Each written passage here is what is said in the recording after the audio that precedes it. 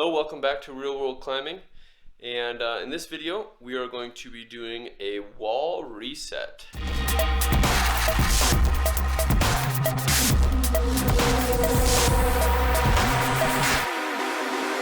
it's been about a year with the current setup. Obviously I've been adding holds and moving holds around a little bit here and there. I'm doing this reset after about a year for a few reasons. One of those reasons is for variety. So just some of the boulder problems are getting, a little bit old, maybe too easy. And then another reason is I'm actually going to be adding in some additional T-nut holes, just create some additional density.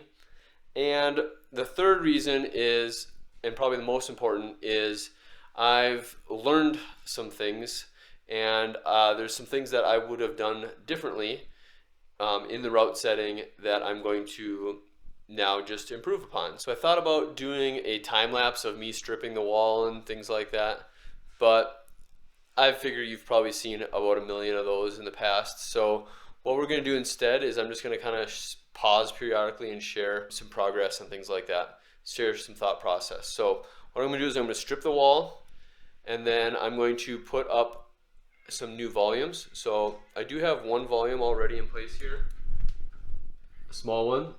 I actually have a bigger one as well that I brought to Colorado from my Minnesota home. So that's now here, and so I'm excited about putting that up on the wall, and that'll add some additional variety as well. And the second thing I'm gonna do after I stripped off all those and put up the volumes is I'm actually gonna do some hold organization in my bins and just kind of sorting them and getting them ready for new routes. So I got my helpers here helping to strip the wall of holds and tape. What I'm getting ready to do is I'm getting ready to drill additional holes.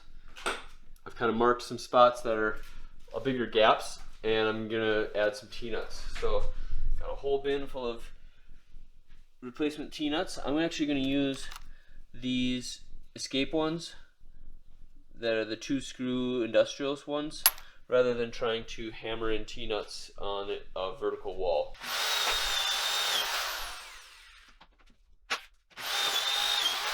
So I just got done drilling a bunch of new holes like this, and now what we're going to do is we're going to pull off into the back side.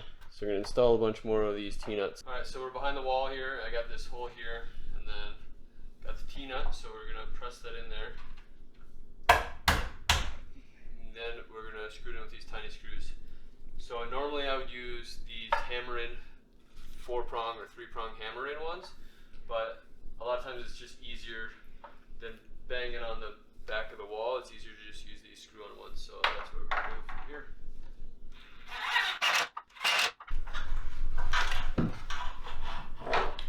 So this volume has a bolt hole over here, and then it's got 2 screws on each side.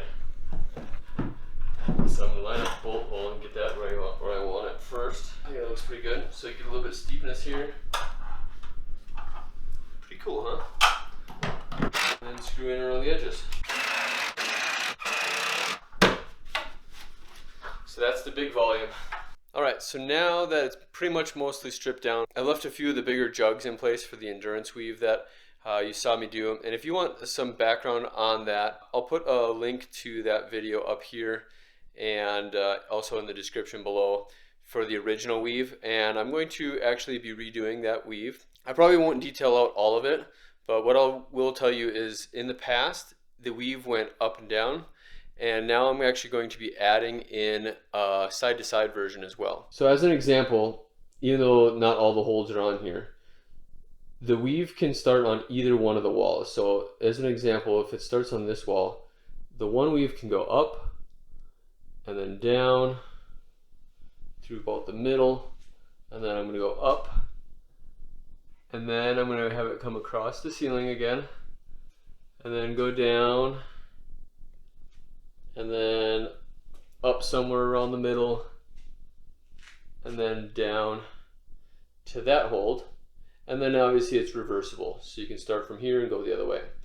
In addition to that, I'm actually going to have a version of the weave that is going to go more lateral. So it starts here, come across the lower section about halfway up, come across, up to the top, traverse, across the ceiling, traverse down about halfway, traverse down, and then back to the start.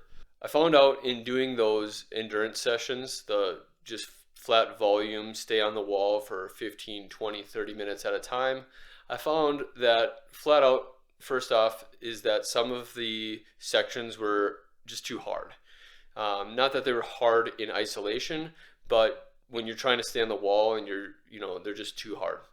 And so I'm going to make it quite a bit easier and more balanced, but then also just really boring, just doing the same up, down, up, down, up, down.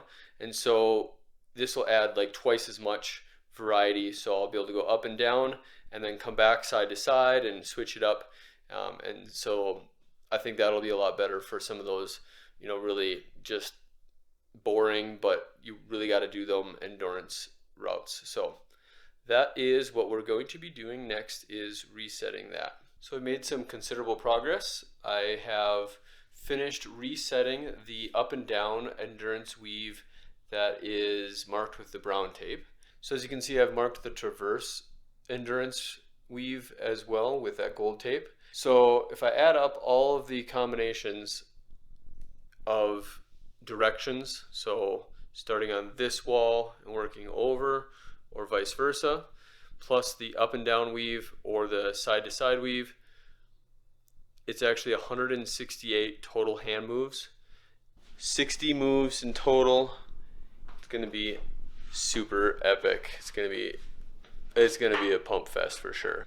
All right, so we're back. This is day 2 here of the reset of the home wall, and last time we left off, we had the gold tape for the lateral endurance route. And so now what we have, I've put up the holds. So I spared you the whole boring just watching me put up holds, and now I have holds on all of it. So another thing that I have planned for the resetting of this wall is I want to get some different styles. I found that I tend to set my style. I tend to set things that feel good for me or are that I feel strong doing, things like that. So what I've done is I've actually invited some friends and friends of friends over to my house to set routes. So it's kind of just a route setting party, and kind of advertised it as anybody's experience level, whether you've ever set before or not.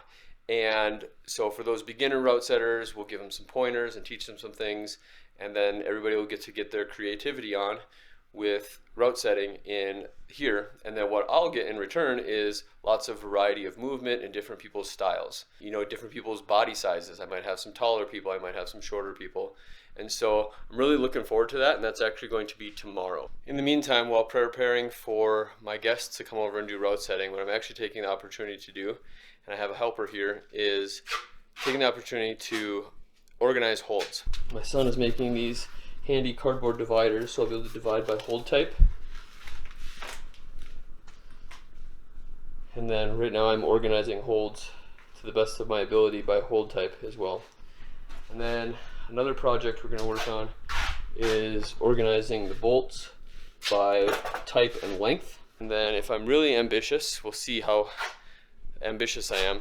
What I would like to do is I would like to use a Sharpie marker to write on the back of each of the holds the ideal bolt. So like if it's a cap head and 2 inches is ideal, then I would put like C2 on there, or C1.5 for 1.5 inches and things like that. So we'll see if I get to that, but that is another idea that I have. So the next time you'll see me is going to be tomorrow. So today's the day. We are all set up for our friends to come over and do some route setting and just have a good time setting and climbing each other's creations. So what I've done is actually created some pointers for those that aren't route setters yet. It also has on there some personal preferences for my home wall, just so I make sure that things don't get out of hand, and just encouraging people to be creative. So people should be arriving here shortly. It's a hot day out, so we've got some beverages, water and Gatorade and lemonade. All of our holds are organized with our new separators. Even the bolts are organized. So I bagged them up by size. So it should be a good day. I'm not sure who's all wanting to be on camera, so we'll take that as it comes. Try to get some footage of people setting routes.